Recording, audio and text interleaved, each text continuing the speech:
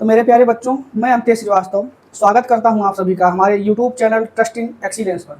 मैं 12वीं का प्रश्नावली 1.1 गणित का है 12वां प्रश्न।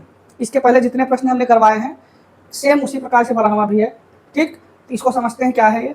लिखा गया है कि सिद्ध कीजिए कि समस्त त्रिभुजों के समुच्चय ए में r बराबर T1 T2 such that T1 T2 के समरूप है द्वारा परिभाषित संबंध r एक तुल्यता संबंध। पहले मैं इतने तुल्यता को सिद्ध करता हूँ, उसके बाद आगे पढ़ता हूँ प्रश्न को। तुल्यता का अर्थ हुआ स्वतुल्य हो, सममित हो, संक्रामक हो, तीनों है तो तुल्यता है। सबसे पहले मैं स्वतुल्य की जांच कर लूँ। स्वतुल्य के लिए कोई चीज अपने के समरूप होगी। मैं हूँ तो मेरा रूप खुद के समरूप तो होगा ही। अर्थात अगर मैं T1 T1 लिखूँ तो T1 T1 के समरूप होगा, या T2 T2 लिखूँ तो T2 T2 के समरूप होगा। तो यही चीज यहाँ पर लिखेंगे, T1 T1 belongs to R होगा, क्योंकि T1 समरूप T1 होगा। T1 क्या होगा? T1 के समरूप होगा। अतः संबंध R एक कैसा संबंध है? स्वतुल्य संबंध है। स्वतुल्य संबंध है। दूसरा क्या चेक करना है? सममित के लिए मैं सममित चेक करूं। ये बताइए T1 अगर T2 के समरूप है, यदि T1 समरूप T2 है तो क्या T2 समरूप T1 होगा? अगर T1 T2 समरूप है तो T2 जो होगा वो T1 के समरूप होगा।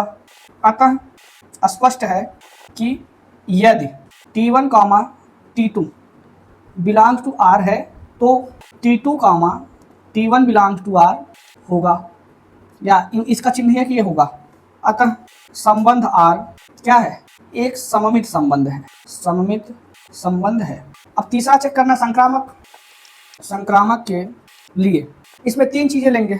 यदि T1 समरूप T2 तथा T2 समरूप T3 है तो अगर T1 T2 समरूप है, T2 T3 के समरूप है तो T1 T3 के समरूप होगा। अर्थात T1 T2 and T2 T3 belongs to R है तो T1 T3 belongs to R होगा। अतः संबंध R एक संक्रामक संबंध है। संबंध R एक संक्रामक संबंध है। अगर ये संक्रामक है, सममित है, स्वतुल्य है तो एक तुल्यता संबंध है। चूंकि संबंध R स्वतुल्य सममित तथा संक्रामक तीनों है, अतः यह एक तुल्यता संबंध है। अतः यह एक कैसा संबंध है? यह एक तुल्यता संबंध है। एक चीज तो सिद्ध हो गया। दूसरा कह रहा है भुजाओं 3 4 5 जो T1 त्रिभुज की भुजाएं हैं, T1 त्रिभुज की भुजाएं हैं 3 4 5। T2 त्रिभुज की भुजाएं कितनी दी गई हैं?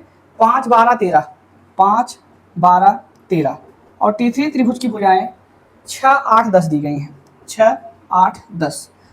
तो कौन एक दूसरे से संबंधित है? T1 T2 T3 में कौन कौन आपस में संबंधित है? क्योंकि यहाँ पर संबंध जो है वो समरूप का होना चाहिए, और त्रिभुज समरूप तब होंगे जब उसकी भुजाएं समानुपाती हों।